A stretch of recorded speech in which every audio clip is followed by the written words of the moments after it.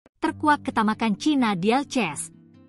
Temukan ladang minyak 100 juta ton. Perusahaan minyak lepas pantai nasional Cina, CNOOC, menemukan ladang minyak besar di bagian timur Laut Cina Selatan dengan cadangan terbukti melebihi 100 juta ton. Dilansir dari AFP, ladang minyak Huizhou 19-6 yang ditemukan terletak sekitar 170 km, 100 mil, dari Shenzhen di Provinsi Guangdong, Cina Selatan. Pengeboran uji telah menghasilkan produksi harian sebesar 413 barel minyak mentah dan 68.000 meter kubik gas alam, kata CNOOC. CEO CNOOC Yo Xinhui memuji terobosan berturut-turut dalam eksplorasi minyak dan gas di perairan timur Laut Cina Selatan.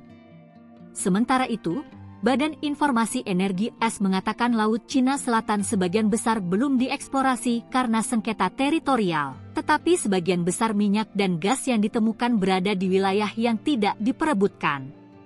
Cina mengeklaim hampir seluruh Laut Cina Selatan sebagai miliknya, tetapi hal ini disengketakan oleh Filipina, Malaysia, Vietnam, dan Brunei. Cina tetap menjadi importir minyak mentah terbesar di dunia.